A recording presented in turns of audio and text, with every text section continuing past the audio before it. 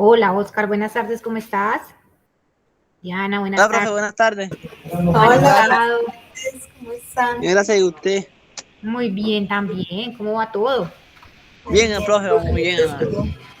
en la universidad. Ah, súper.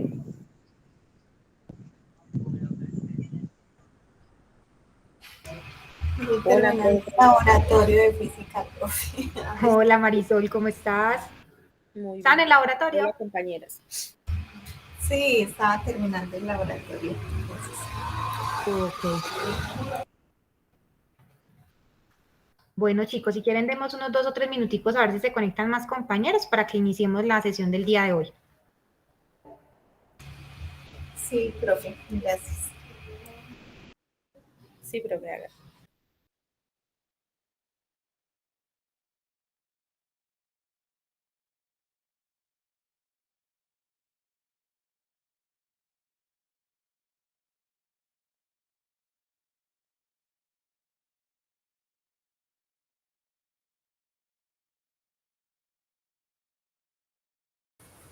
Buenas tardes, profe. Buenas tardes, compañeros.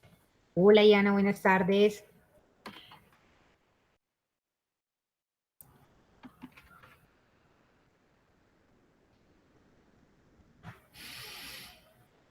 Estamos por aquí esperando unos 2 o 3 minuticos mientras se conectan más compañeros para que iniciemos la sesión de trabajo del día de hoy.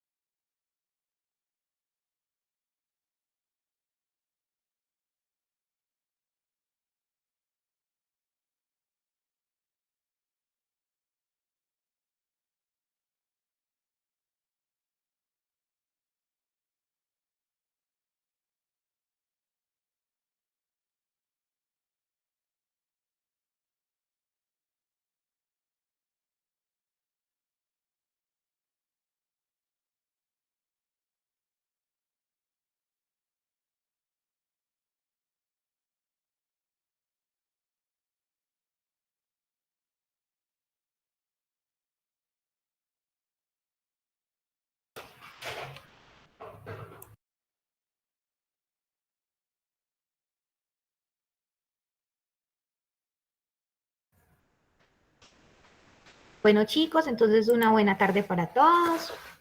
Vamos a ir iniciando entonces la sesión del día de hoy. Recuerden que estamos desarrollando los talleres abiertos de co-creación y en esos talleres abiertos de co-creación del programa de Administración en Seguridad y Salud en el Trabajo, este periodo, este semestre, trabajamos entonces 2 temas. Uno, el tema de matriz de identificación de peligros, evaluación y valoración de riesgos, que fue el primer tema que desarrollamos y el tema que terminamos la semana anterior. Y esta semana iniciamos con el bloque para trabajar el tema de matriz de requisitos legales. Entonces estamos apenas iniciando, apenas empezamos en la sesión del día martes como con algunas generalidades del tema de la matriz de requisitos legales. Y pues la idea es como mostrarles un poquito el contexto de lo que trabajamos el día martes y hacer como el tema que traemos para el día de hoy. De este tema de matriz de requisitos legales, pues vimos básicamente en el encuentro pasado, recordamos, porque esto digamos es algo que ya ustedes han trabajado en otras de las asignaturas, recordamos entonces cómo es la estructura del Sistema General de Seguridad Social en Colombia y que pues básicamente el Sistema General de Riesgos Profesionales hace parte de un sistema mucho más grande que es ese Sistema General de Seguridad Social. del país. Entonces, que no se nos olvide que pues el tema de riesgos laborales pertenece a un sistema mucho más grande, que es el Sistema General de Seguridad Social del país, que busca básicamente proteger a cualquier persona en etapa laboral de una posible enfermedad, una posible invalidez o incluso la muerte. Entonces, digamos, como el objeto de ese sistema, y que básicamente lo que recordamos fue enmarcar la seguridad y salud en el trabajo, es decir, el tema de riesgos laborales, enmarcarlo dentro de ese sistema. Vimos también entonces de dónde sale el tema de la matriz de requisitos legales, y básicamente les recordaba en el encuentro pasado que, si bien es cierto, en seguridad y salud en el trabajo existen normas muy viejas, como por ejemplo la Ley Novena del 79, digamos que solamente cuando sale el tema del sistema de gestión en seguridad y salud en el trabajo, básicamente llevamos a un elemento práctico, que es la matriz de requisitos legales, todo ese contexto normativo de la seguridad y salud en el trabajo, y que ese contexto normativo se va a ver reflejado en la organización en lo que conocemos como esa matriz de requisitos legales. Entonces, digamos que se oficializa, o digamos que se estandariza con la expedición del decreto 1072 de 2015, que compila el tema de los sistemas de gestión en seguridad y salud en el trabajo. Entonces, en ese tema surge como una de las obligaciones de los empleadores garantizar el cumplimiento de esos requisitos normativos que aplican a la organización, y adicionalmente todo el tema de documentación, y que esa documentación tiene que verse reflejada en una matriz legal. Desde ahí surge el por qué hay que tener una matriz de requisitos legales dentro de las organizaciones. Vimos un poco cómo ese tema de ese requisito de la matriz legal es obligatorio desde la perspectiva de los estándares mínimos, solamente para las empresas grandes, empresas de más de 50 trabajadores, o empresas de niveles de riesgo significativo, es decir, empresas de niveles de riesgo 4 y 5, porque, digamos, dentro de esos estándares mínimos, solamente es un requisito obligatorio para esas empresas. Para las otras empresas que les aplican los 7 y los 21 estándares, para esas empresas no se incluye como estándar mínimo el tema de la matriz legal. Entonces, digamos que solamente se vuelve como obligatorio, aunque recuerden que el hecho de que existan los estándares mínimos no exime a la organización de tener que cumplir el sistema de gestión. Simplemente lo que hizo el ministerio fue como priorizar cuáles iban a ser esos requisitos que de primera mano iba a solicitar verificación para las organizaciones, pero igual las empresas tienen que cumplir todos los requisitos definidos en el sistema de gestión. Simplemente la norma de estándares mínimos lo que hace es que flexibiliza y orienta esfuerzos para que las empresas más pequeñas pues no tengan que cumplir de primera mano todos los requisitos, sino que flexibiliza un poco el tema de poder cumplir con estos requisitos del sistema de gestión. Entonces, es, digamos, como uno de esos requisitos. Y les explicaba que más allá de que existiera una norma específica asociada con los sistemas de gestión en seguridad y salud en el trabajo, que obliga a tener la matriz legal, mirábamos que realmente uno de los grandes soportes para implementar el cumplimiento de requisitos legales a nivel de seguridad y salud en el trabajo en las organizaciones es básicamente el tema de la posibilidad de que una empresa la multen por incumplir o por tener infracciones por el incumplimiento de alguna norma de seguridad y salud en el trabajo.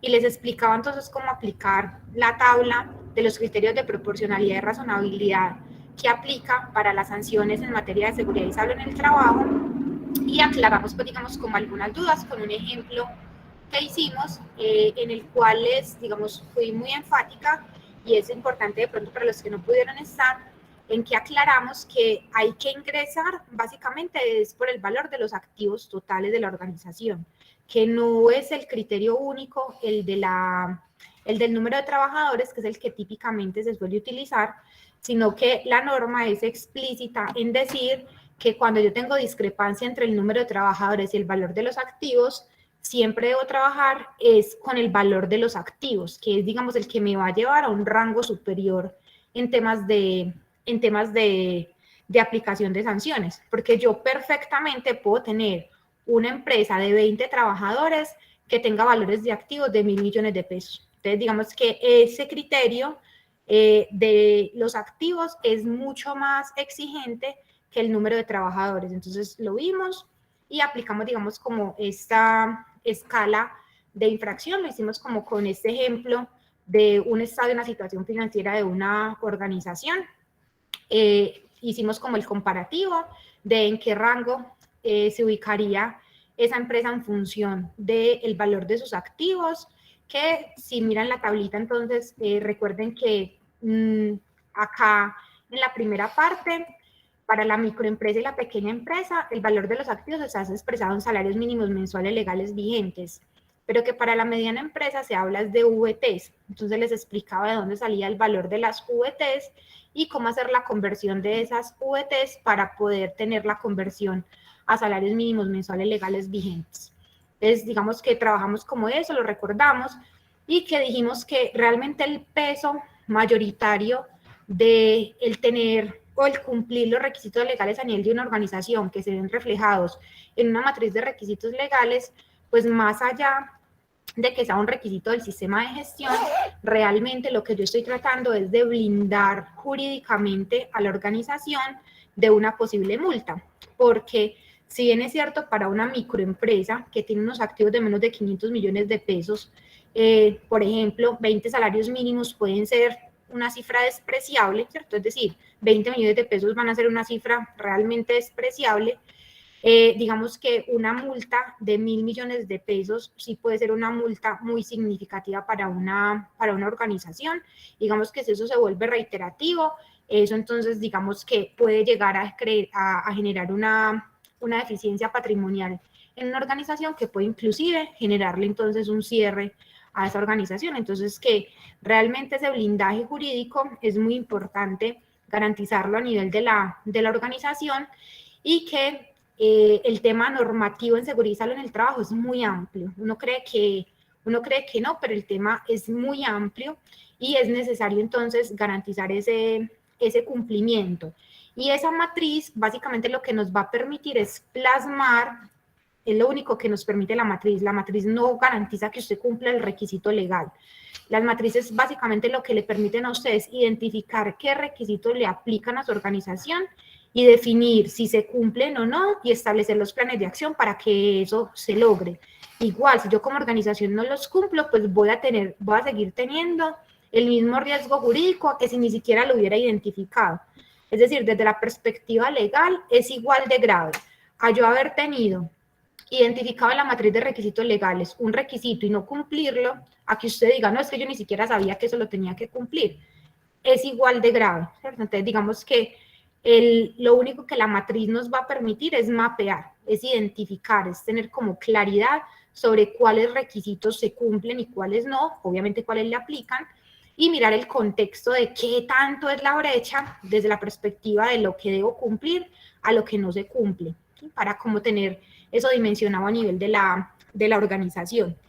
Y pero realmente si la organización no hace nada, es decir, si la organización no destina recursos para implementar, no se hacen planes de mejora, no se definen medidas de intervención para hacer esos correctivos que se requieren para cerrar esa brecha en el incumplimiento de requisitos legales, el riesgo jurídico sigue existiendo. Es decir, el hecho de que usted tenga la matriz legal no le va a eliminar el riesgo jurídico de no cumplir el requisito como tal, pero le va a ayudar mucho a uno, por lo que les digo, porque desde la perspectiva de tener identificados los requisitos y por lo menos saber, no, mire, es que a mi organización le aplican 100 requisitos y de esos 100 requisitos no cumplimos 20, entonces estamos en un nivel de cumplimiento del 80%, ojo que hay un riesgo jurídico alto, y todavía más, si usted sigue bajando y dice, no cumplimos el 50, entonces en orden de magnitud, uno poder dimensionar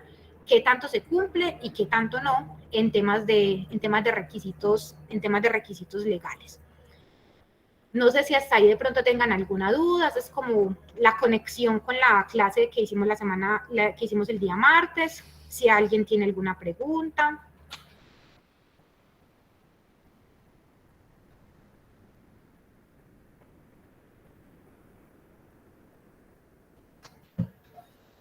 Profe, nada, pues ahí vamos.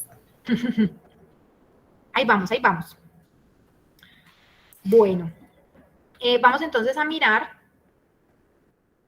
Esto fue lo que trabajamos la semana pasada.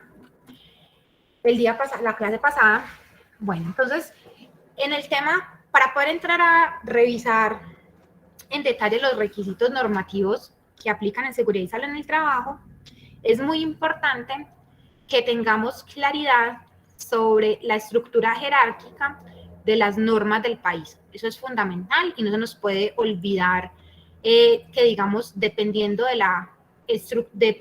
nivel o del orden en el que nos encontremos a nivel jerárquico en el país, vamos a tener ciertos tipos de normas. Y eso es importante porque cuando uno va bajando o cuando uno va leyendo en profundidad una norma, es muy importante cuando uno está en los niveles inferiores, siempre tener la referencia de cuál es esa norma de orden superior que está regulando esa norma, digamos, de un orden inferior, para tener como el marco completo, porque a veces uno solo se centra, por ejemplo, en una circular específica, entonces a veces uno como que dice, ¿y eso para qué?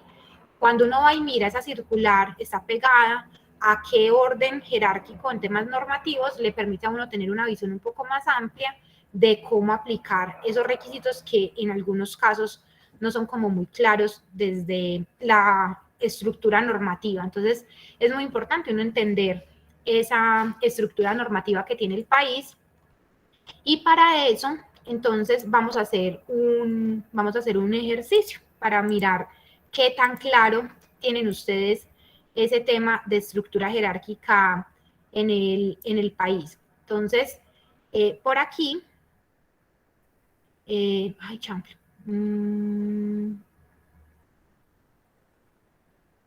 Por acá se pueden mandar archivos. No me acuerdo. Pantalla, subtítulos. No la veo. Voy a copiarles el link del Drive para que podamos entrar y trabajemos con un archivito que necesito que manejemos para esta sesión. Entonces,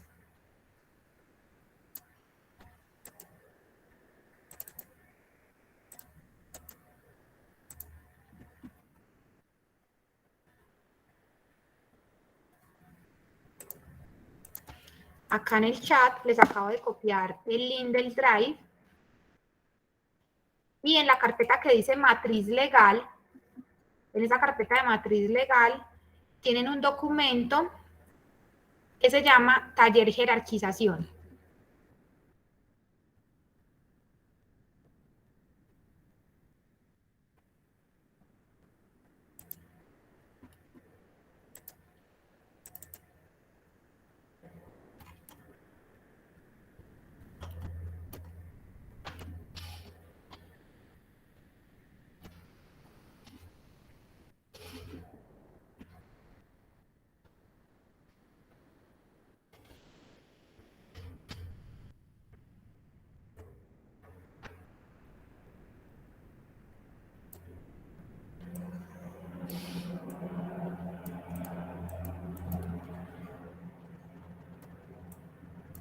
Entonces, porfa,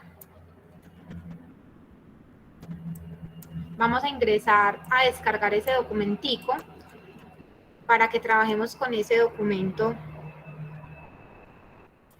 Igual acá estoy.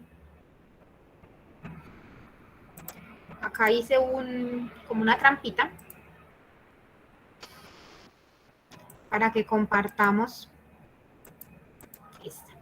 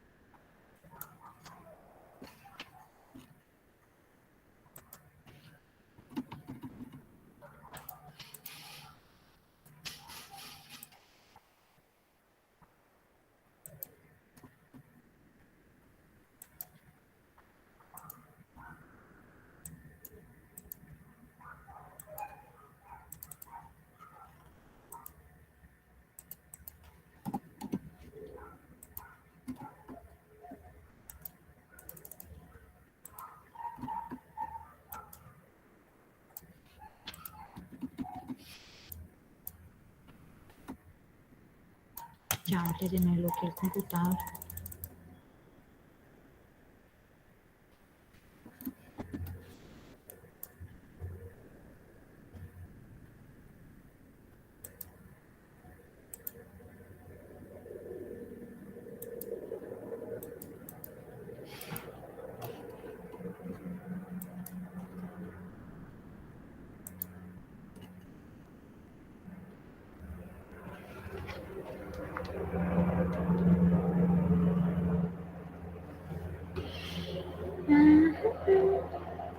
Chicos, ¿me confirman si lograron entrar a descargar el archivo?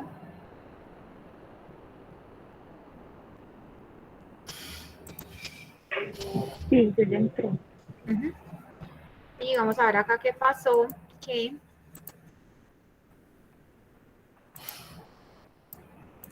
no me quiere compartir la pantalla.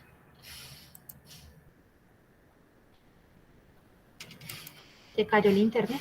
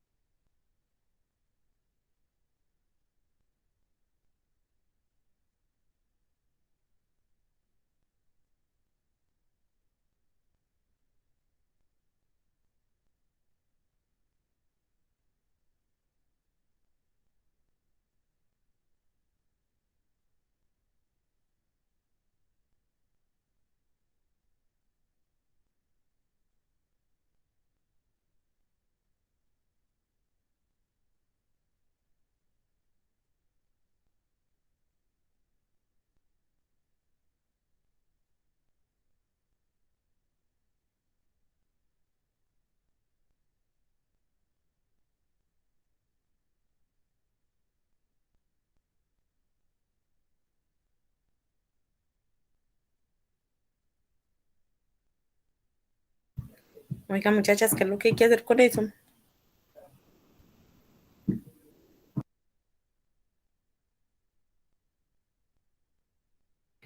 Yo creo que en la columna que está en blanco debemos colocar lo que más se asimile de acuerdo a la jerarquización. Por ejemplo, en la primera dice es la norma de normas, es el libro maestro de un país que contiene la estructura del Estado.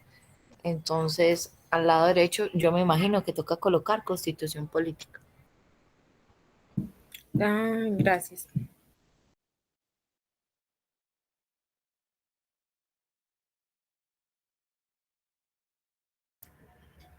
Chicos, qué pena con ustedes. Se me cayó la conexión por alguna razón. No sé qué pasó.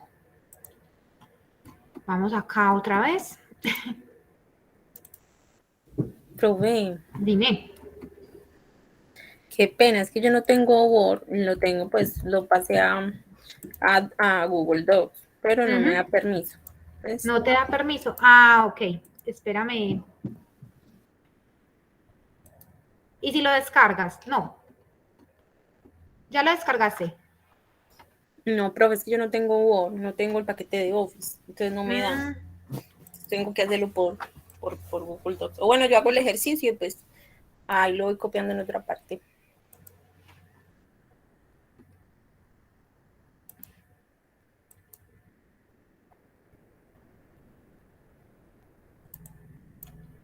oh, por Dios.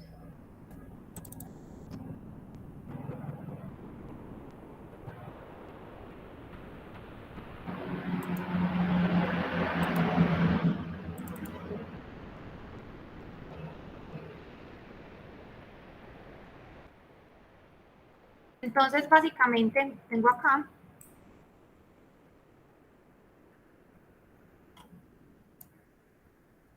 Bueno, chicos, entonces tenemos acá. Este es el documento que tienen. ¿Listo?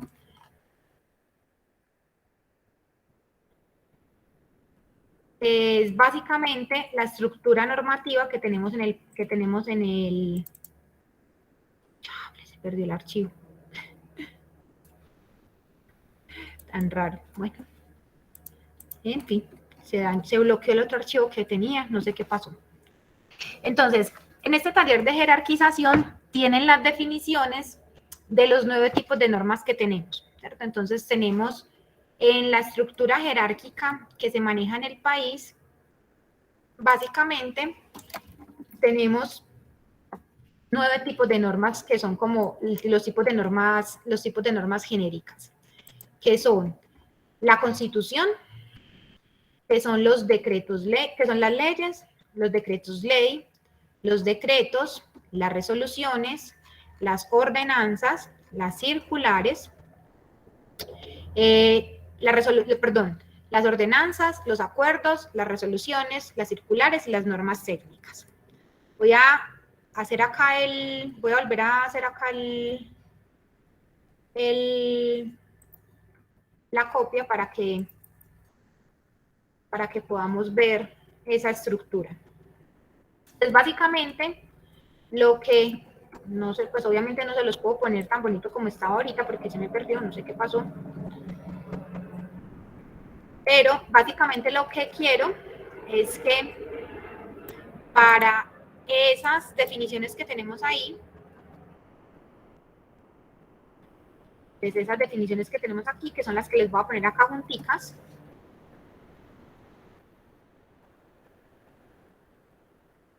ojalá que no se me vuelva a bloquear.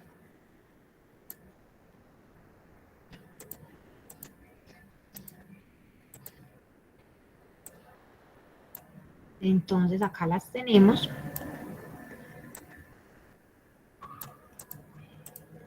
Entonces básicamente lo que estamos buscando es, para estas normas, para estos tipos de normas que tenemos, ahora sí acá, ojalá que no se me vaya a volver a bloquear, qué pena. Vamos a ver acá, compartir, ocultar. Ahí sí, ¿cierto? De la tablita que tienen a la derecha, es la tablita que ustedes tienen en el Word, que para quienes puedan la pueden descargar y la pueden ir diligenciando.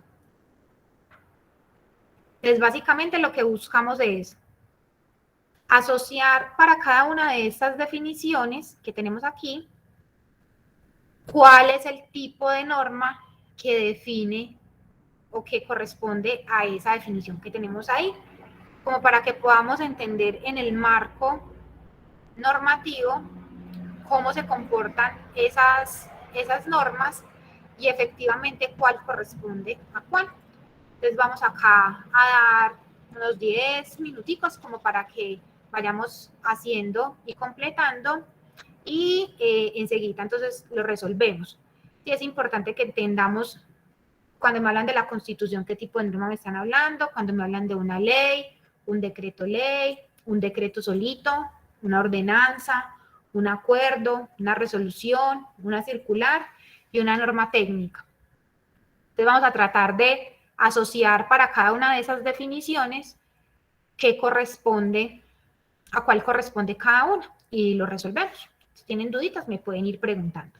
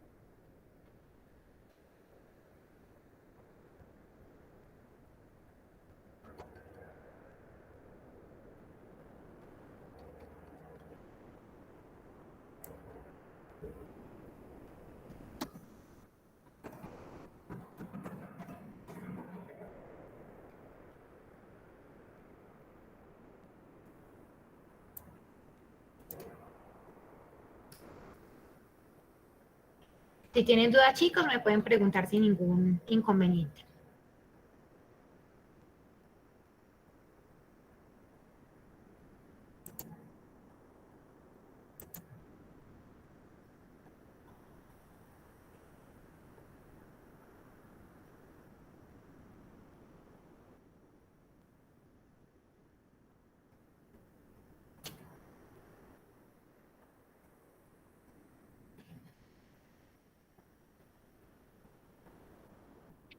Profe, qué pena, buenas noches. Una preguntita.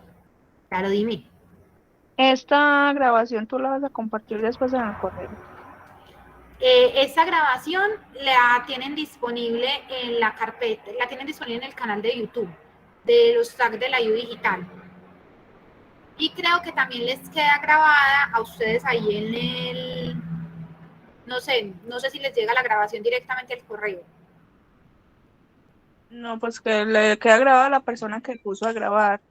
Uh-huh. Entonces, Bueno, porque pues, nosotros ya te voy a compartir acá en el chat el link donde están los encuentros grabados donde están todas las grabaciones de todos los encuentros que hemos tenido, para que puedas... Profe, esa sí, es... Súper, gracias. Ese es el link de los encuentros de los tags de YouTube, del canal de YouTube. Ah, ok, mira, ya Lisbeth lo acaba de compartir ahí en el chat. Profe, una Dime. pregunta. Uh-huh. Pues acá como haciendo un paréntesis, pensando de todo un poco. Ajá. ¿De qué va a ser el tag del próximo semestre? Uh-huh. Eso lo deciden ustedes. Sí. Pues normalmente la temática surge de lo que ustedes mismos propongan, pues porque buscamos es como resolver las inquietudes o profundizar en temas que ustedes específicamente quieran trabajar.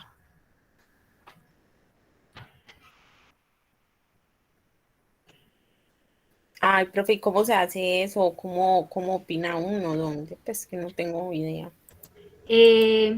Pues normalmente pueden mandar un correo a la coordinación del programa, o sea, se pueden poner, por ejemplo, de acuerdo varios del programa y mandar como la solicitud oficial a la coordinación del programa, o también me pueden decir a mí, y a mí me preguntan normalmente, ve, profe, ¿qué crees de los temas que ellos han propuesto? ¿Cuál podemos trabajar? Porque, ¿qué se te ocurre? Ay, profe, no sé.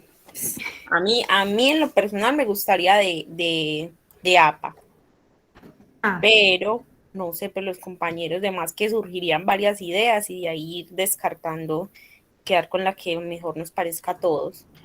Que pero de citación, o sea, referenciación bibliográfica y de citación. Sí. Pero yo creo que esa la pueden pedir de forma específica, o sea, ni siquiera es necesario hacer un tag. Desde la coordinación de bibliotecas, yo creo que ya la tienen montada incluso, ese taller. Porque hace poquito estuvieron, pues estuvo ese taller. Sí, ya que me acuerdo, sí, porque yo estuve en uno de esos. Exacto, entonces se puede pedir, digamos, de forma específica a la biblioteca que se cree, o sea, ni siquiera tiene que ser, digamos, propiamente el programa. Se puede solicitar a través de la coordinación del programa que para los estudiantes de Administración en Seguridad y Salud en el Trabajo creen un taller, yo le voy a pasar la sugerencia a la coordinación, para que les creen un taller en el que se enfoquen, por ejemplo, en utilizar buscadores que les sean pertinentes al área y aprender a hacer citaciones y bibliografía utilizando la norma APA.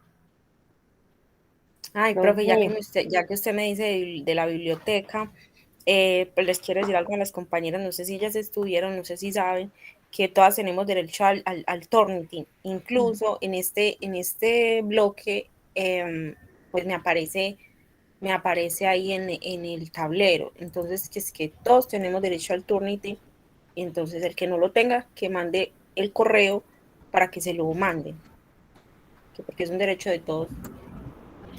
Sí, es un beneficio que tienen desde la biblioteca de la institución y es muy útil para que lo puedan aprovechar, sobre todo para las entregas de los trabajos en los cuales tienen que hacer ensayos, informes, para que validen la originalidad y que estén haciendo un buen uso de las citaciones en sus trabajos. ¿Te regalo esta camisa y la sirve? Profe, de riesgos químicos. Adelantándonos a lo que viene. Sí. Claro, profe, para estar preparados. No, pero no nos esa la están viendo este bloque, ¿no? No, profe. Esa es para el otro bloque, ¿cierto? Sí, profe. Compañera, ¿tú sabes a qué correo puedo escribir para que me envíen el programa este?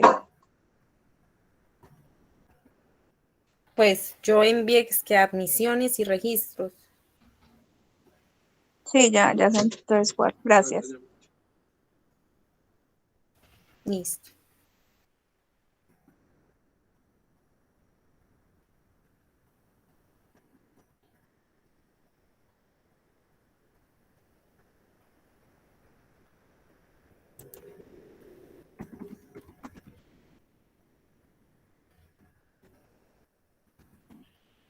cómo van? Muy difícil.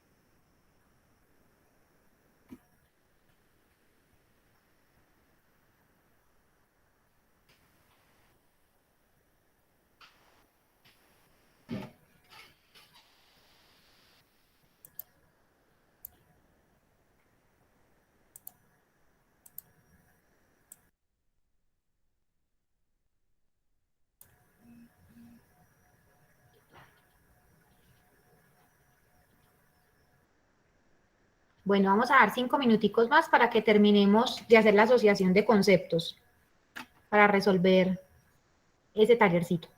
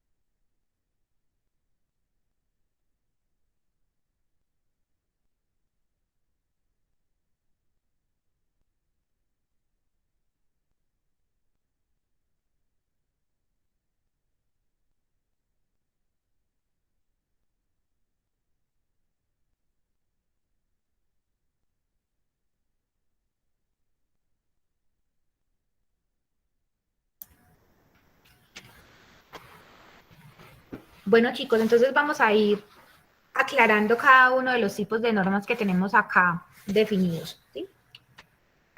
Cuando nos hablan de la Constitución Política de Colombia, ¿cuál sería la definición que le aplicaría a la Constitución Política de Colombia?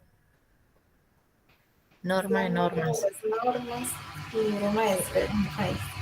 Exacto, entonces siempre cuando uno le hablen de la Constitución, sobre todo para los países como los nuestros, países democráticos, que son estados sociales de derecho, digamos que la Constitución política va a ser siempre la norma de normas. Eso significa que ninguna norma en el país puede ir contraria a lo que expida, o pues a lo que se encuentra contemplado en nuestra Constitución. Entonces, digamos, aunque parece como un libro ahí todo ladrilludo que uno solamente ve por allá en el colegio, es muy importante que uno tenga claridad sobre esos derechos y deberes que se encuentran plasmados ahí en la Constitución, porque básicamente son el fundamento de cualquier norma que se expida en el país. Vemos que es muy importante siempre tener ahí identificada la estructura de esa Constitución y pues digamos siempre tratar como de hacer referencia a cuáles son esos, sobre todo de la perspectiva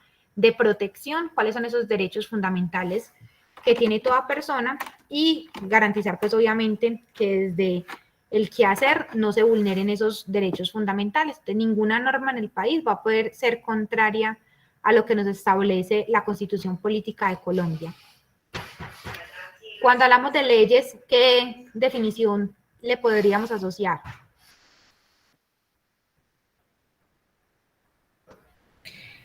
Es el precepto en el cual se encuentra descrita una conducta que puede estar permitida o no, y son creadas por el órgano máximo legislativo que es el Congreso de la República. Súper bien. Entonces, las leyes en nuestro país, ese es el término clave ahí. Entonces, las leyes en nuestro país son creadas por el Congreso de la República. Es el único órgano que dentro del país puede expedir leyes. Y básicamente las leyes son preceptos que establecen qué se puede y qué no se puede hacer. Entonces pueden ser permisivas o prohibitivas, perdón, desde la perspectiva de qué se puede o no se puede hacer. Y normalmente son muy genéricas. O sea, normalmente las leyes expedidas por el Congreso de la República son marcos muy generales que dan techo a nuevas normas o a nuevas reglamentaciones que se van a expedir, digamos, como un poco más en profundidad o que se van a reglamentar de forma específica.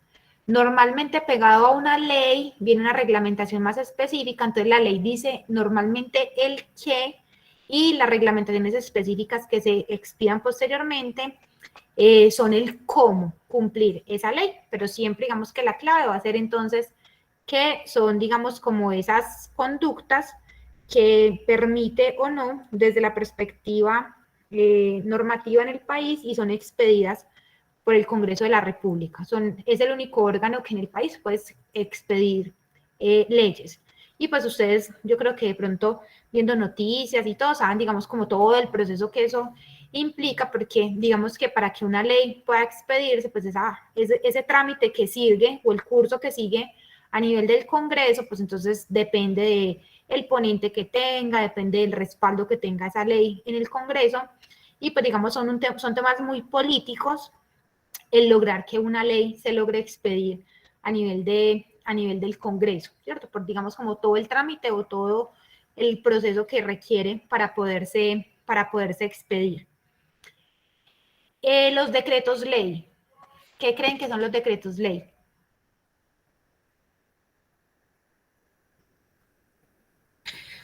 Son los expedidos por el presidente de la República. Perfecto, entonces el presidente de la República, digamos que solamente puede expedir decretos ley y son autorizados por, o es posible hacerlo por una facultad específica que le otorga el Congreso para poder expedir esos decretos ley. Entonces yo creo que la clase pasada les contaba que de manera particular en época de pandemia hubo una expedición, pero o sea, impresionante de decretos a nivel de la presidencia de la República, pero fue porque el Congreso, en ese marco de la emergencia sanitaria que estuvimos, o que todavía estamos, porque todavía va hasta noviembre, en ese marco de esa emergencia sanitaria, ese poder o esa potestad que le dio el Congreso de la República al presidente permitió que todos los decretos ley que se generaron fueran expedidos con un nivel de celeridad muy alto, porque no dependía sino, pues obviamente, del presidente, obviamente con unos riesgos jurídicos altísimos, porque hubo normas incluso que hubo que devolver después porque se encontró que era inconstitucional hacer ese tipo, por ejemplo, de aplicaciones. Entonces eso generó, digamos, conmoción normativa en el país, pero fue, o sea, la posibilidad de que esas normas salieran tan rápido fue porque se le otorgó como ese poder al presidente, y solamente lo puede hacer si tiene como ese poder otorgado por el Congreso de la República. Entonces, ese tipo de normas son lo que llamamos los decretos ley. Sin embargo, no pueden ir en contra de ninguna estructura normativa que ya exista en el país. Entonces, yo no sé si ustedes, cercanos o no, les tocó, por ejemplo, lo que pasó el año pasado con el tema de lo de las pensiones. Que digamos que, por ejemplo, en esa expedición, en esa emergencia sanitaria, en miras de proteger, por ejemplo, el empleo en el país, el gobierno autorizó que el aporte, ¿cierto? Que las empresas no hicieran los aportes de pensión de 3 meses del año pasado. Entonces, digamos que para ayudar, ¿cierto? Que por el tema de la emergencia sanitaria que hubo, todo el tema de la no productividad que hubo de la mayoría de los sectores económicos, entonces salió una ley en la que, con el fin pues como de ayudarle un poco y soliviar un poco a las empresas en el tema de carga prestacional, entonces se autorizó que no, ¿cierto? Que no se pagara, no se hiciera como ese aporte. Y resulta que, recuerden que eso es de parte y parte, eso es de parte de la empresa y de parte del trabajador, el aporte a pensión. ¿Qué pasó? Resulta que sí, el presidente expidió la norma y pues todo el mundo lo aplaudió, que muy chévere, que sí, que gracias por ayudar, porque eso para una empresa, eso es una carga prestacional muy alta. ¿Qué ocurrió? Resulta que por allá, desde el Consejo, ¿cierto? El Consejo de Estado es quien va y estudia esas normas, y resulta que encontraron que no, que eso es inconstitucional, que no se podía haber dejado de recaudar esos fondos, porque eso afecta a vigencias futuras de, por ejemplo, de los pensionados. Digamos, a los pensionados se les paga lo que hoy parte de las pensiones están ingresando. Entonces, digamos que declararon eso como inconstitucional. ¿Y qué tocó hacer? Pues tocó sí o sí, les devolvieron eso y tocó sí o sí. Entonces ahorita, por ejemplo, están dando plazo para que las empresas y los trabajadores hagan el pago de eso que no se hizo el año pasado. Entonces, digamos que tiene sus ventajas, pero también se corre pues como un riesgo jurídico, y solamente lo puede hacer el presidente en la perspectiva de que el Congreso le dé como esa facultad. Y ahorita pues excepcionalmente ocurrió como ese beneficio de que el presidente pudiera expedir tanta cantidad de normas, y de ahí pues como la facilidad de que surgieran como esas normas con esa facilidad en el país. Los decretos solitos, no los decretos ley, sino los decretos, ¿cuál creen que puede ser la definición para esos decretos?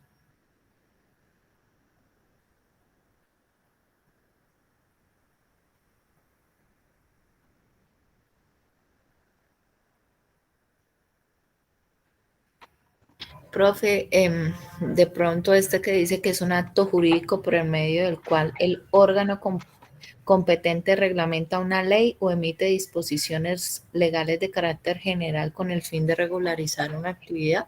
Perfecto, entonces miren, las leyes se reglamentan mediante decretos. Entonces les decía, una ley que expida el Congreso de la República va a venir reglamentada por un decreto.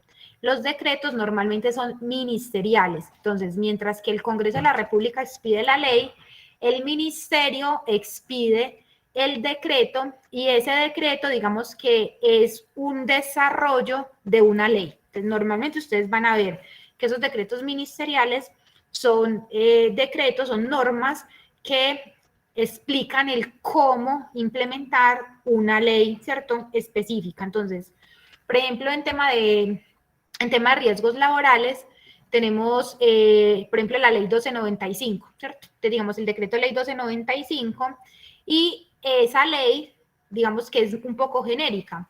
Si ustedes van y miran, entonces ya vamos a tener decretos ministeriales, como por ejemplo el decreto 472 o el decreto 1072 de 2015, que ya es un decreto ministerial que ya establece normas específicas asociadas al sector trabajo.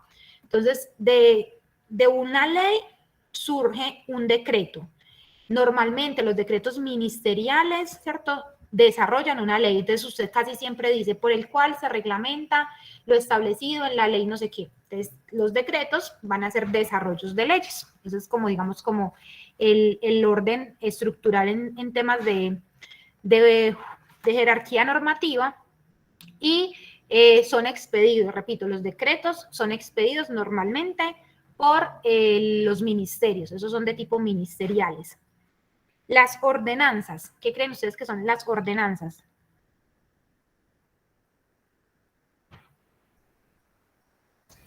Son normas de carácter departamental creadas por las asambleas departamentales y tienen como finalidad reglamentar temas dentro de sus respectivos territorios.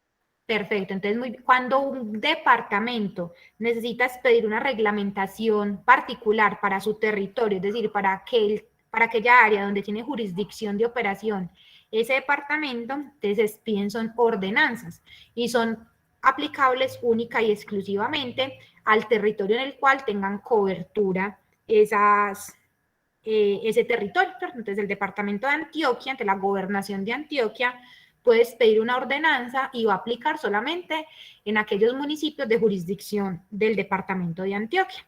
De ahí, por ejemplo, si se acuerdan, el año pasado con el tema de lo de la pandemia, entonces, por ejemplo, los toques de queda, ¿cierto? Entonces, digamos que eso, cuando era, por ejemplo, a nivel de todo el territorio de todo el departamento o para varias áreas del territorio del departamento, entonces había una ordenanza expedida por el gobernador. Pero, entonces ahí va la otra. Cuando son acuerdos, los acuerdos serían a nivel de ¿qué? Departamental. No, los acuerdos. Las ordenanzas son departamentales y los acuerdos municipales. Exacto. De los acuerdos ya son a nivel del territorio del municipio. Eso, digamos, tienen jurisdicción única y exclusivamente a nivel del municipio. Entonces, digamos que esa es la gran diferencia entre una norma expedida a nivel de ordenanza y una norma expedida a nivel de acuerdo. Entonces, las ordenanzas son departamentales, expedidas por las gobernaciones, mientras que los acuerdos tienen jurisdicción en su municipio y son expedidas entonces por los alcaldes. Las resoluciones.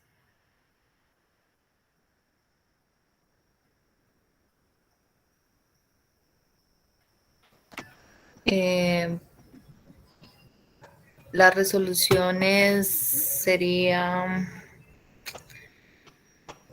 Es que estoy confundida, profe, con la que dice que es un acto jurídico por el cual el órgano competente reglamenta una ley o emite disposiciones legales de carácter general con el fin de regularizar una actividad. Esa creería yo que es resolución.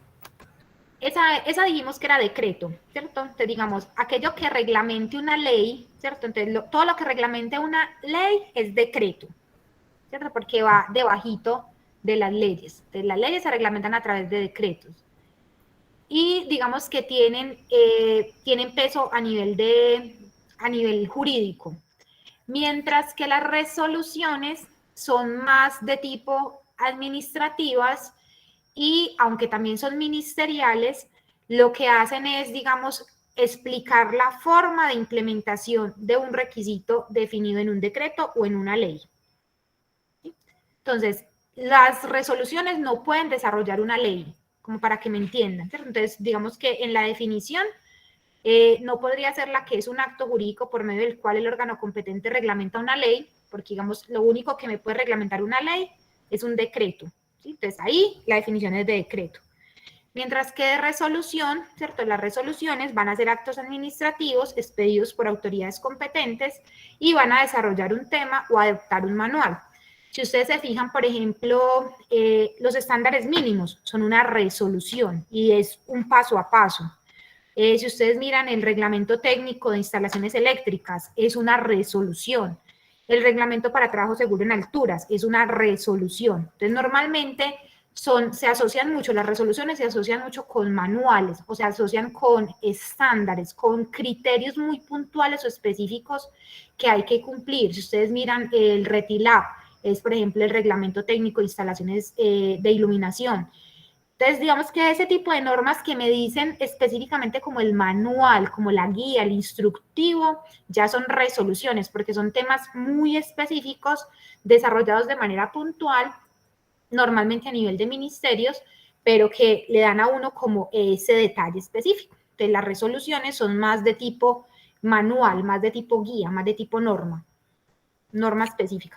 Profe, o sea que la resolución ahí, ¿cuál sería? La resolución sería la vocero. que dice, es un acto administrativo expedido por la autoridad competente con el fin de desarrollar un tema o adoptar un manual. Gracias, profe. Con gusto. Las circulares.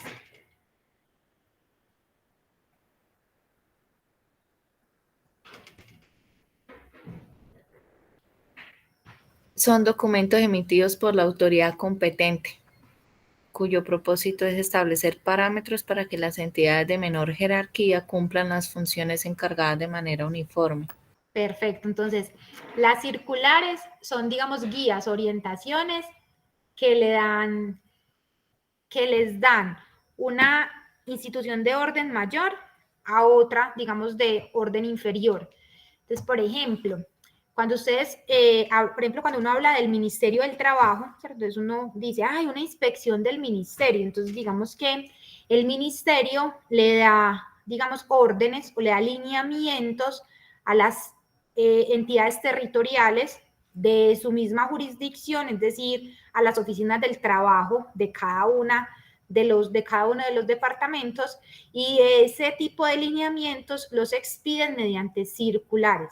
De las circulares, digamos, son formas en las cuales se establecen parámetros para que instituciones de mayor jerarquía den orientaciones específicas a, digamos, entidades dentro de su misma dependencia para la forma, por ejemplo, de hacer una auditoría, por ejemplo, de reporte de pagos y afiliación. ¿Listo? Entonces, digamos que ese tipo de trámites, o por ejemplo, los lineamientos de qué empresas va a visitar el Ministerio del Trabajo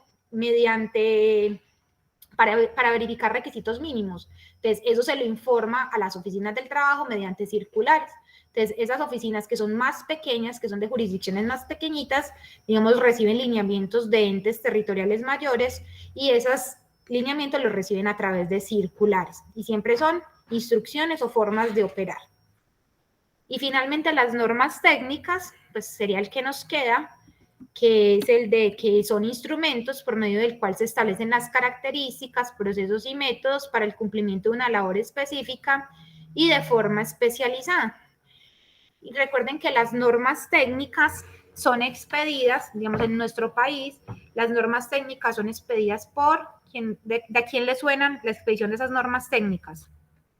En el país, ¿quién expide normas técnicas?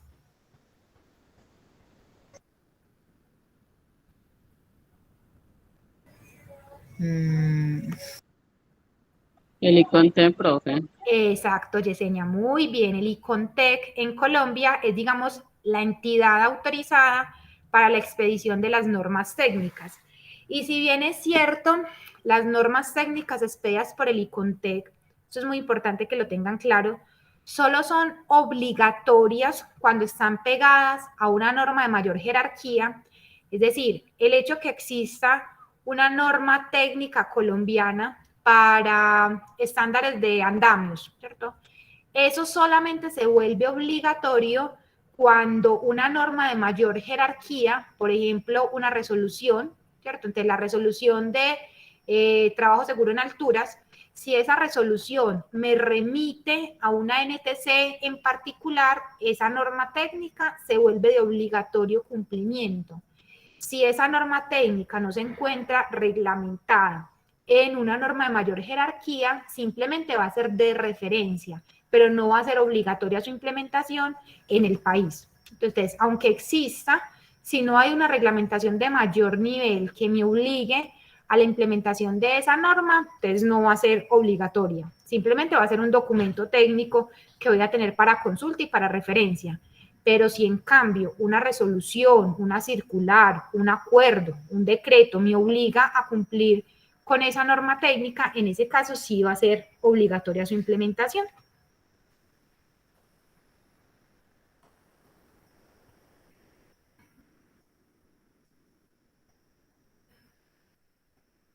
¿Sí es clara esa consideración, chicos? Sí, profe. Bueno, entonces, es, digamos, fundamental que entendamos como esa estructura en cuanto a las normas que tenemos en el país, porque eso nos permite simplificar mucho el entendimiento de las normas, porque muchos me preguntan, profe, ¿y uno por dónde empieza desde la perspectiva de tener como lo que llamamos el normograma en seguridad y salud en el trabajo? Entonces, ese normograma, siempre la recomendación es que lo construyamos siguiendo la estructura jerárquica que tienen las normas en el país. Es decir, que yo empiece por lo más genérico y me vaya a lo más profundo. Es decir, que tenga, porque también eso me va a dar, en temas de entendimiento, me va a permitir a mí saber de dónde están surgiendo normas muy específicas, porque si me voy de abajo hacia arriba, se me vuelve muy amplio. En cambio, si entro de arriba hacia abajo, ¿cómo así? Que yo voy y miro qué leyes hay en seguridad y salud en el trabajo. Esas leyes cómo han sido reglamentadas mediante decretos, y entrando a cada decreto podemos entrar a mirar esos decretos, qué tipos de resoluciones, circulares o normas técnicas tienen que les apliquen. Y en algunos casos, pues uno entra y mira ordenanzas y acuerdos departamentales que puedan aplicarle. ¿Cuándo, por ejemplo, es útil revisar el tema de ordenanzas y acuerdos? Cuando uno, por ejemplo, está trabajando el tema de planes de emergencia. Entonces, hoy los planes de emergencia se ligan a los planes de gestión de riesgos de desastre, y esos planes de gestión de riesgos de desastre tienen escala municipal y departamental.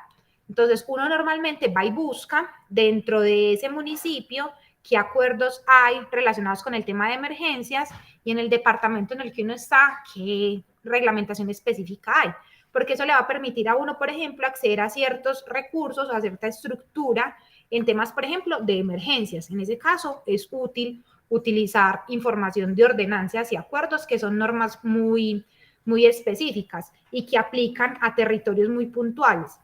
En la mayoría de los casos, las normas son genéricas y aplican para todo el país, temas de seguridad y salud en el trabajo. Solo en ciertos casos puntuales como este que les cuento, hay normatividad como específica o puntual que es útil entrar a revisar en temas de ordenamiento de esos territorios, ya sea a nivel de alcaldías o a nivel de municipios. Entonces, por eso es como importante que ustedes entiendan de dónde salen cada una de las normas que podemos tener, para que uno no se enloquezca, porque si uno las coge así como sin ningún tipo de orden, eso se le vuelve a uno una chorrera muy grande, y uno dice, ay Dios, ¿y cuándo voy a terminar? Y como que uno no le encuentra fin. Pero si uno se va en cascada, empezando de lo más genérico hacia lo más específico, entonces digamos, cuando usted dice, no, yo ya tengo identificadas todas las leyes, todos los decretos, pero entonces digamos que específicamente en cada tema, usted puede ir revisando qué hay de manera específica, para poder identificar cada uno de esos requisitos específicos que aplican dependiendo del tipo de norma. Entonces, es muy útil, y es como la recomendación, trabajar en cascada, ¿sí? De las normas más genéricas a las normas más específicas. Profe, por ejemplo, en el caso donde yo trabajo hay 4 normas ISO. Por ejemplo, una es la 14001, que es la del Sistema de Gestión Ambiental. Es decir, que nos tocaría colocar esa norma técnica y amarrarla o enlazarla con alguna ley que tenga que ver con respecto a la gestión ambiental. Lo que pasa es que, digamos, las ISO no son de obligatorio cumplimiento, sino que son adopciones voluntarias que las organizaciones hacen. Entonces, cuando una organización decide certificarse bajo un estándar ISO, entonces esa certificación se vuelve obligatoria para esa empresa, pero es porque por criterio o por voluntad propia asumió ese estándar. pero no porque haga parte de un requisito normativo en el país. O sea que esas no se colocan. Esa, digamos, ahí no se colocaría. Dentro de la matriz de requisitos legales no se colocaría porque no es una norma de obligatorio cumplimiento. Es un estándar que la organización ha decidido seguir, pero no hace parte como tal de esos requisitos legales que la empresa debe cumplir desde la perspectiva del blindaje jurídico. Recuerden que aquí lo que estamos buscando es identificar, ¿cierto?, qué tan alejado o qué tan acertado es la gestión legal de la organización en temas de cumplimiento de requisitos legales específicos en seguridad y salud en el trabajo. Como las ISO son voluntarias, ¿qué puede pasar? Una empresa que no cumpla, pero ya eso es otro tema, digamos, eso ya lo manejan desde otra área. Digamos, una empresa que decida acogerse a un estándar de certificación, por ejemplo, como el de ISO, y no cumpla los requisitos de ISO, pues ahí el riesgo es que va a perder la certificación que le da esa entidad, más no como tal va a recibir una sanción jurídica, digamos, por parte del Ministerio del Trabajo porque no cumple un requisito. Son alcances diferentes.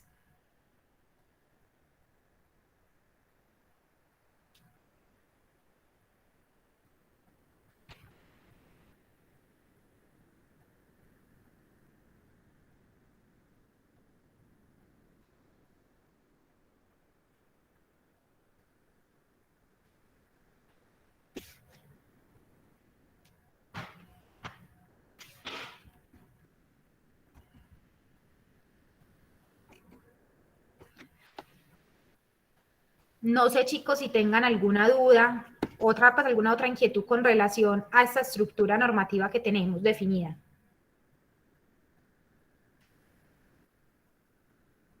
Profe, yo tengo una pregunta. Claro. Ejemplo, entonces si una empresa se acoge o decide pues sí adoptar alguna de las ISO, pero dentro de 3 años ya no quiere seguir implementándolas, ¿eso ahí cómo hace pues, o sea, cómo hace para, digamos, de otra forma, zafarse de ese cumplimiento que tenía? Bueno, miren, las certificaciones, digamos, cuestan. Es decir, cuando una empresa decide certificarse en una norma, por ejemplo, en ISO 14000, digamos, quiere certificarse en la norma ambiental. Entonces, digamos, la empresa solicita a una de las instituciones certificadoras en el país, sea el ICONTEP, Bureau Veritas, ¿cierto? Cualquiera de las que certifican SGA, que son, digamos, entidades que pueden certificar, solicitan certificación ante una norma en específico. Y eso se paga, ¿cierto? Es decir, el hecho de que vaya el auditor, haga las visitas, verifique que se cumpla, no se cumpla, que entregue el informe y que den el certificado, eso vale. Entonces, eso tiene una vigencia. Es decir, ese certificado tiene un periodo de vigencia. Si yo como organización decido no renovar esa certificación, pues simplemente pierdo ese certificado y si luego lo quiero volver a sacar, pues tengo que volver a hacer todo el proceso. Entonces, básicamente está asociado a si tú no te quieres volver a certificar, pues simplemente no pagas. Lo que pasa es que detrás de esas certificaciones normalmente hay muchas cosas detrás. ¿Qué cosas hay detrás? Normalmente una empresa que se certifica en cierta norma es porque alguien más grande le está pidiendo ese tipo de certificación. Por ejemplo, una empresa que exporta. Entonces, una empresa que exporta y digamos que quiere un estándar de certificación alto, entonces va a certificar sus procesos en esa norma, en una norma ISO, ¿cierto? Una norma BAS, dependiendo pues de lo que le estén exigiendo, y de eso depende que ella pueda seguir exportando. Entonces, digamos que ya ahí son otros intereses de fondo cuando una empresa quiere obtener ciertos tipos de certificaciones. Empresas, por ejemplo, que quieren ser contratistas de otra organización mucho más grande, le exigen así, usted tiene que estar certificado en esto. Entonces, sostener ese certificado, no, lo que le está garantizando es tener relaciones comerciales, poder vender, poder moverse, más allá del tema de un cumplimiento legal. Es decir que, profe, que eso a veces no es si ellos quieren, es que a veces les toca. A veces las obligan, o sea, hay empresas que para poder existir, digamos que casi que están pegadas a que esa certificación, digamos, esté vigente. Por ejemplo, acá porque estamos hablando solamente del tema de seguridad y salud en el trabajo, digamos una empresa de una farmacéutica, ¿cierto? Digamos que en ese caso los requisitos, por ejemplo, del INVIMA, los requisitos que pide el INVIMA, esos requisitos son obligatorios para esa empresa poder operar en el país. Pero resulta que esa empresa farmacéutica quiere exportar. Entonces, para ella poder exportar, además de cumplir los requisitos propios acá en el país, deberá acogerse a una norma internacional que normalmente es una ISO, porque es de reconocimiento en muchos países en el mundo, y paga esas certificaciones, es decir, hace ese proceso para obtener el sellito.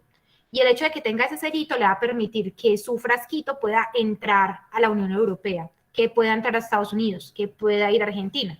Entonces ya eso es un tema más de tema de relaciones comerciales, un tema de sostenimiento del negocio, pero más es por el tema de poder operar bajo ciertos contextos de negocio. Profe, ¿y eso también va enlazado con los indicadores de gestión? Uno de los aspectos que evalúan ese tipo de normas son los indicadores. Entonces, esas normas de certificación, así como nuestro sistema de gestión en seguridad y salud en el trabajo reglamentada en el decreto 1072, esas normas también están estructuradas bajo el ciclo de mejora continuo de PHBA. Siempre, digamos que todas esas normas cumplen esa estructura de mejora continua. Si los ciclos de mejora continua se aplican normalmente a todas las normas. Y esas en particular siguen esa estructura, es decir, tienen actividades o etapas en la planeación, en el hacer, en el verificar y en el actuar, y ese tema de indicadores le apunta a esa verificación y a ese actuar.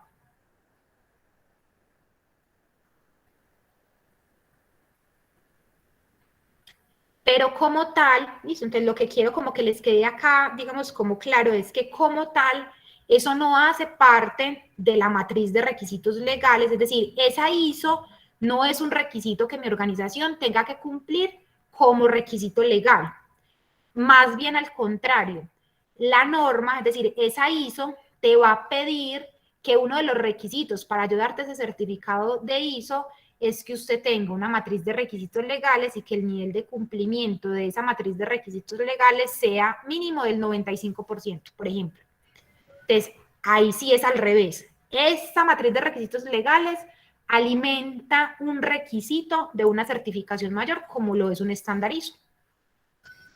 O sea que la persona encargada de seguridad y salud en el trabajo, pues, cumple con un papel fundamental para el cumplimiento de todas esas certificaciones de las organizaciones. Exacto. O sea, cuando las organizaciones están comprometidas y apuntan a estándares muchísimo más grandes, lo que hacen es, digamos, que se cumplen estándares de certificación muchísimo más grandes. Y no tendría sentido, por ejemplo, que una empresa que esté certificada, te recuerden que, por ejemplo, en normas ISO, entonces, por ejemplo, en seguridad y salud en el trabajo, está lo que antes era la norma OSHAS, ya es hoy ISO 45001, que es el estándar internacional en tema de seguridad y salud en el trabajo.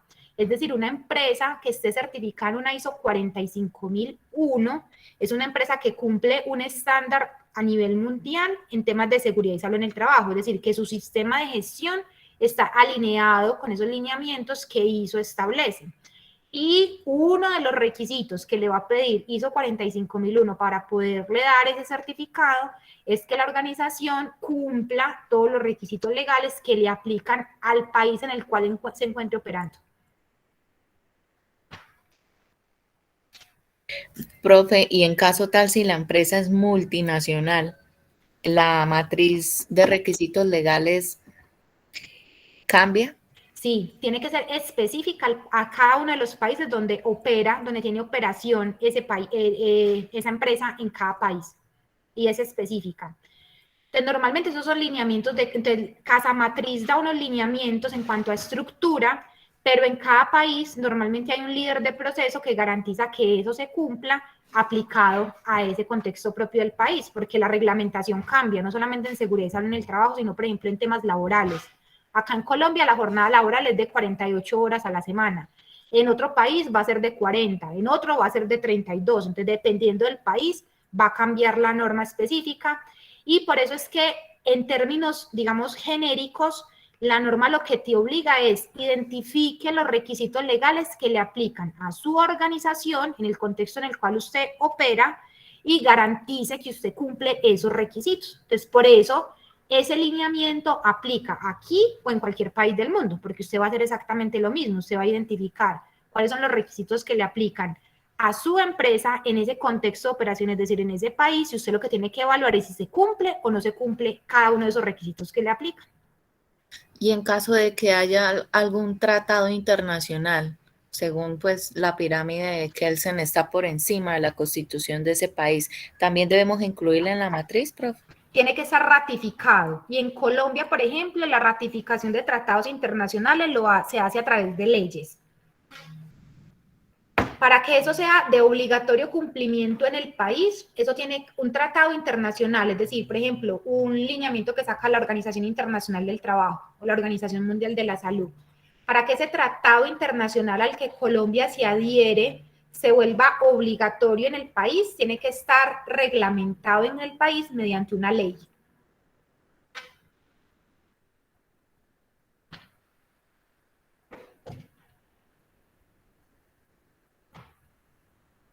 Profe, ¿me escucha? Sí, dime. Profe, entonces esas empresas así multinacionales tienen que tener varias matrices, una matriz por cada país. Correcto.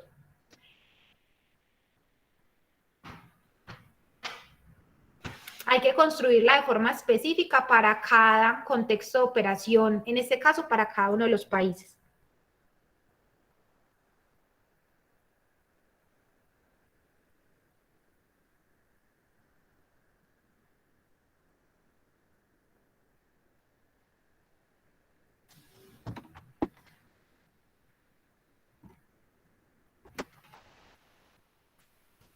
¿Qué más duditas tienen, chicos?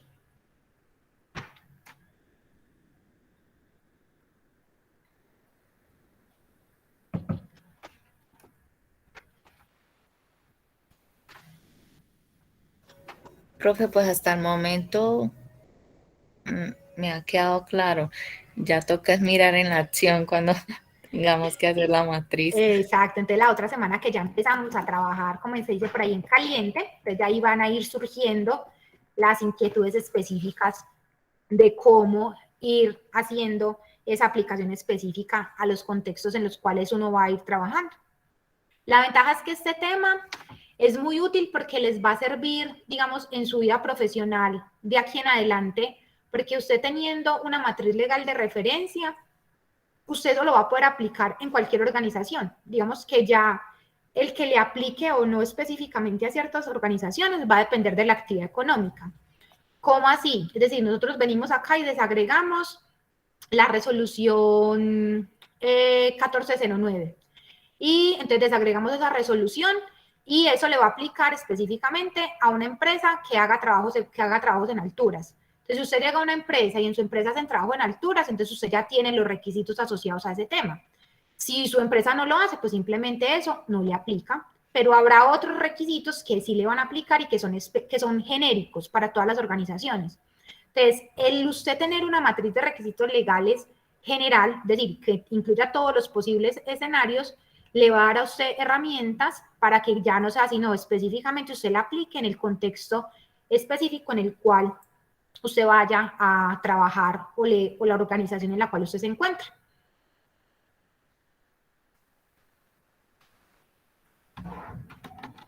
Así es, profe, muchísimas gracias. Con todo el gusto, chicos. Entonces, este era el tema que teníamos preparado para el día de hoy. Les comparto la presentación, pues les comparto esta presentación actualizada ahí en la carpeta del Drive. Les subo la grabación y nos vemos el martes. Ay, profe, le iba a hacer una consulta. ¿Qué posibilidad hay de que el TAC lo coloquen en el calendario de los estudiantes de Administración en Seguridad y Salud? ¿Y eso cómo se hace? Voy a preguntar, porque no sé cómo se hace. Normalmente las clases nos aparecen es automáticas, pero no sé si es el docente que las programa o el área académica. Pero sí sería bueno porque, pues, como no le aparece a uno en el calendario, a veces se le pasa a uno por alto. Voy a anotar para llevarme la inquietud y hacer la validación. Voy a llevarme esas 2 preguntitas que me hicieron. Lo del tema de la capacitación de biblioteca y lo de la posibilidad de que lo publiquen en el calendario de todos los estudiantes. Muchas gracias, profe. Con todo el gusto. Una feliz noche, chicos. Buenas noches a todos. Muchas gracias, profe. Con todo el gusto.